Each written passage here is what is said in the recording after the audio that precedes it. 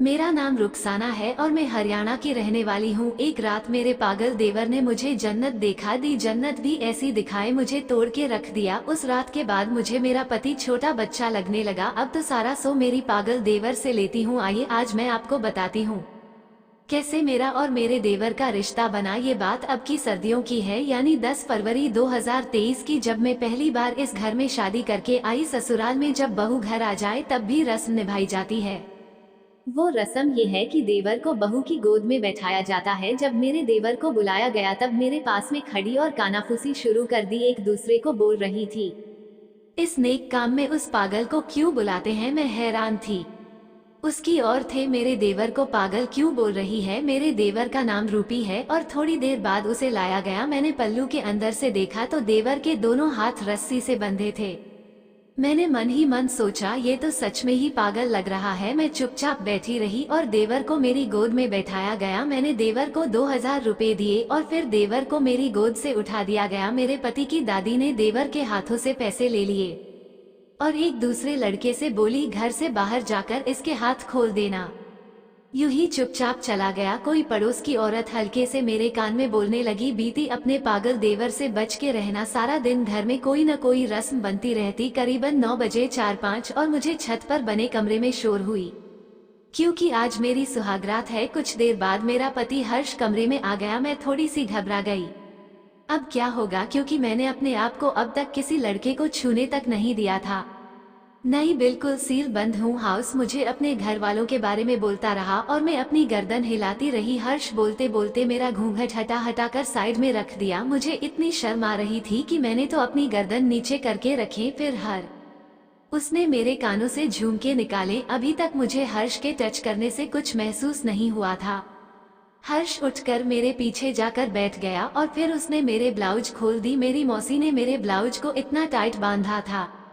फिर हर्ष मेरी गोरी कमर पर हाथ फेरने लगा। मेरा सिसकियों से बुरा हाल हो गया। जैसे ही पति ने मुझे अपनी तरफ घुमाया मैं उससे लिपट गई।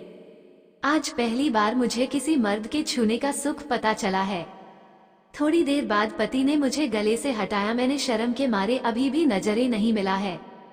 फिर उन्होंने मेरी ब्लाउज को निकाल दिया। हर्ष मेरी हेडलाइटों को देखने लगा। मैं डर के मारे सांस को छाती में भर रही थी और लंबी लंबी सांसें ले रही थी, जिसकी वजह से मेरी हेडलाइट्स पति को पहाड़ जैसी लग रही थी। अचानक से पति ने अपने दोनों हाथ मेरी हेडलाइटों पर रख दिए। मेरे अंदर बिजली सी दौड़ गई।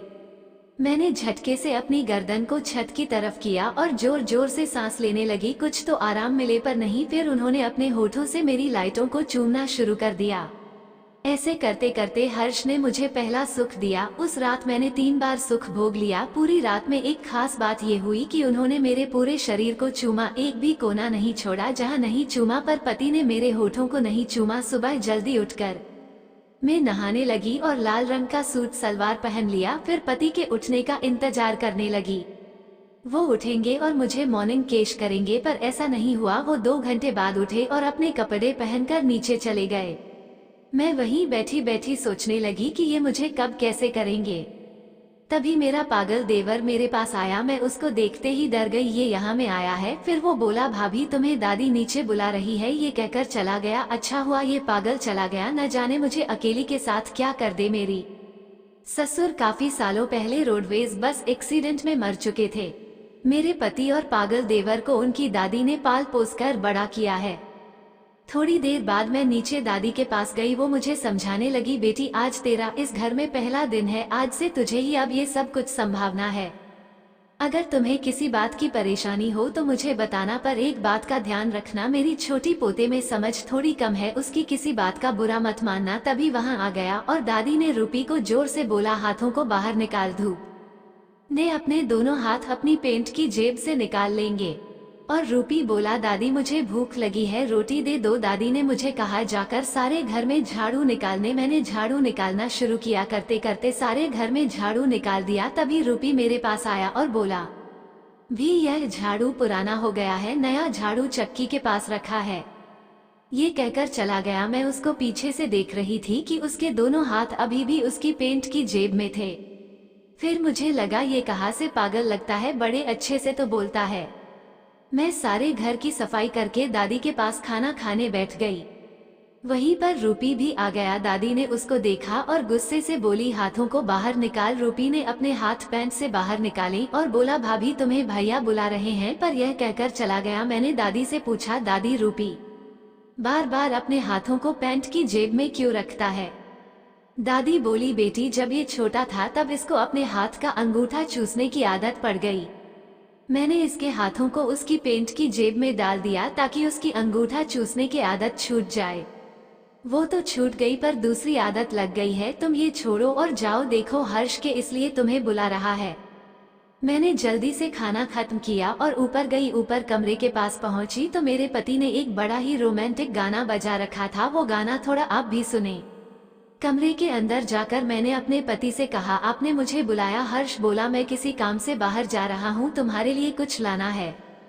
मैंने कहा, मुझे कुछ नहीं चाहिए, आप कब तक वापस आएंगे? रात को देर हो जाएगी मुझे। हर्ष ने कहा। मैं मन ही मन सोचने लगी कि हर्ष जाता जाता कुछ करके जाए, पर मैं बोलती तो बोलती कैसे हर्ष को। हर्ष जैसे ही कमरे से निकलने लगे मैंने आवाज लगाई, सुनिए। जैसे ही वो मुड़े मैंने अपना पल्लू हटाकर नीचे गिरा दिया और नीची गर्दन करके खड़ी रही। हर्ष मेरी हेडलाइट को देखने लगे और गीत को अंदर से बंद कर लिया। एक एक करके मेरे सारे कपड़े उतार दिए उन्होंने। फिर मेरे साथ गुल्ली डंडे का खेल कर चले गए। मेरे सुख लेने की भूख बढ़ने लगी है, बस 24 घंटे सोख लेती रहा हूँ। शाम को 4 बजे मैंने तीनों के लिए चाय बनाई। तब दादी बाथरूम में थी तो मैंने भूपी को आवाज लगाई। मैंने उसको कप में चाय दी और वो दीवान पर बैठकर चाय पीने लगा। रूपी ने अभी भी अपना एक हाथ अपनी की जेब में रखा था और तभी दादी भी आ गई और बोली, हाथ को बाहर निकाल। रूपी ने अपना हाथ बाहर निकाला और चुपचाप चाय पी के चला गया। आज मैंने एक बात और नोटिस की कि रूपी किसी भी बात का एतराज नहीं जताता है। वैसे ही लोग रूपी को पागल बोलते हैं। इतनी शांत स्वभाव का लड़का मैंने पहले कभी नहीं देखा था। अब मेरे मन में रूपी का कोई भी डर नहीं है।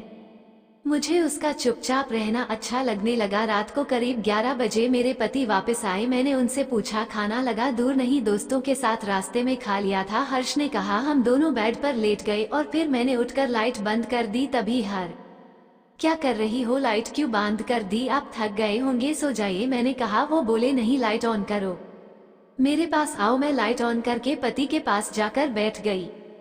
पति बोले, मैं जैसे ही तुम्हारा शरीर देखता हूँ तभी मेरे अंदर इतनी ताकत आ जाती है, तुम्हें बता नहीं सकता। हर्ष के इतना बोलते ही मेरे मन में सुख की जिज्ञासा शुरू हो गई। फिर हम दोनों ने कपड़े उतार दिए और गुल्ली डंडे का पूरा खेल खेला। पर आज रात भी उन्होंने मुझे के नहीं किया, हर जगह को चूमा। अगले दिन मैं घर में झाड़ू निकाल रही थी तब मेरे पास भी आया और बोला, भाभी मुझे चाय पीनी है। दादी अंदर हैं, उनको बोल दे, मैंने कहा। रूपी अंदर चला गया और थोड़ी देर बाद वापस आ गया। बोलने लगा, भाभी दादी तुम्हें अंदर बुला रही है। हम दोनों दादी के पास गए और दादी बोली, बेटी सबके लिए चाय बना लें, साथ में पी लेंगे। मैंने 4 कप चाय बनाई और 1 कप पति को ऊपर देने चली गई। मैंने चाय का कप रखते हुए पति से बोली, चाय पी लीजिए। तभी उन्होंने मेरा हाथ पकड़ लिया और चूमने लगे। मुझे मन में खुशी हुई, आज तो सुबह सुबह ही सुख लूंगी। मैं उनके पास बैठ गए और उन्होंने अपना सिर मेरी गोद में रख लिया। फिर बोले, क्या तुम्हें तुम्हारी फिगर का साइज पता है? मैंने कह दिया, मुझे नहीं पता। हर्ष बोला, बिल्कुल वैसा है जैसे एक हीरोइन का होता है। 36 फिल्मों मेरी ही लाइटों को दबाते दबाते बोले, तुमने चाय पी नहीं? मेरी चाय तो दादी के पास रखी है। मैंने कहा। हर्ष बोला, जल्दी जाओ, कहीं दादी तुम्हारा विवेचना कर रही हो। मैंने खड़ी होकर अपना सूट ठीक किया और एक लंबी सांस ली के नीचे चली आई। दिन में घर के कामों में एक बार भी मौका नहीं लगा सुख लेने का। करीबन 9:30 बजे रात को खाना खाकर हम दोनों अपने कमरे में सोने गए। कमरे में जाते ही पति ने कमरा अंदर से बंद कर लिया और मुझसे लिपट गए। मेरी गर्दन को जोर से चूमने लगे। मेरी भी सांसें तेज हो गई। मैंने अपना सूट उतार दिया। मुझे पता था ये मुझे ऊपर से नीचे तक झूमेंगे। जैसे ही नाभि तक पहुंचे तो हमारे कमरे का गेट बाहर से कोई खटखटाने लगा।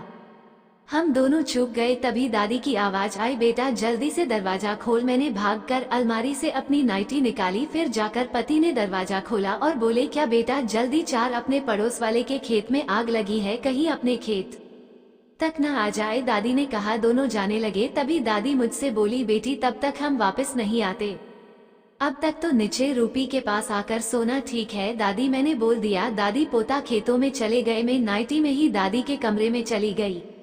रूपी वहीं सो रहा था, भी सोते हुए बिल्कुल छोटा बच्चा लग रहा था। काफी देर तक मैंने दादी और मेरे पति का इंतजार किया पर वो दोनों नहीं आए। दिन की थकान से मुझे भी नींद आने लगी थी। मैं बेड के एक साइड में सो गई, दूसरी साइड में रूपी सो रहा था।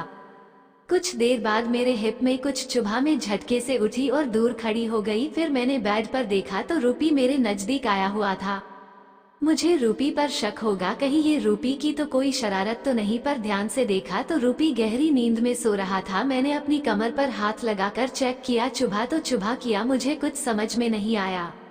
डर के मारे में वहीं जमीन पर ही बैठ गई। जमीन पर बैठे बैठे रूपी को देखा, वो पीछे गहरी नींद में ही सो रहा था। अब तो मुझे और भी डर हुआ, अगर रूपी ने मुझे कुछ नहीं चुभाया तो फिर किसने चुभाया। डर के मारे मेरी सारी नींद गायब हो चुकी थी। कहीं कोई भूत तो नहीं है कमरे में। पूरे कमरे में नजर घुमाकर देखा तो कुछ नहीं देखा। एक बार हुआ कि रूपी को उठा दूं, फिर मन में आया क्यों बेचारे की नींद खराब की, अगर दोबारा यहीं पर बैठे बैठे चुभता है तो रूपी को उठा दूंगी। मैं बस रूपी को देखती रही। थोड़ी देर बाद जैसे ही रूपी ने करवट ली, मेरे पैरों तले जमीन निकल गई। मेरी आंखों ने एक बड़ी से रॉकेट को देखा, मुझे यकीन नहीं हो रहा था। फिर मैंने अपनी आंखों को जोर से अपने हाथों से मसला, फिर भी रॉकेट वैसे का वैसा था। और अब जाकर समझ में आया मुझे, तो ये रॉकेट था। रॉकेट कुछ और नहीं, रूपी अपना हैंडपंप था जो कि पजामी को फाड़ के बाहर निकलने वाला था। मुझे यकीन नहीं हो रहा, रूपी का इतना बड़ा हैंडपंप कैसे हो सकता है। सारी रात गुजर गई, रूपी का हैंडपंप नीचे नहीं होगा। सुबह हो गई पर मेरा पति और दादी नहीं आए। थोड़ी देर बाद रूपी उठ गया और बाथरूम जाने लगा। मैं वहीं बैठी साफ साफ देख रही थी, उसका हैंडपंप अभी भी रॉकेट की तरह खड़ा है। कुछ देर बाद वो बाथरूम से बाहर आया। उसने कपड़े बदले हुए थे, पजामी की जगह रूपी पैंट पहनाया था। मैं उसका रॉकेट भी गायब था, उसके दोनों हाथ भी पैंट की जेबों में थे। मेरे पास आया और बोला, भाभी दादी कहाँ है। दादी और तुम्हारे भैया खेतों में गए हैं। मैंने हकलाते हुए कहा। मेरे दिमाग से उसके हैंडपंप की तस्वीर नहीं जा रही थी। रूपी बोला, भाभी चाय दे दो, बनाती हूँ। मैंने कह दिया। चाय बनते बनते मेरा पति और दादी खेतों से वापस आ गए।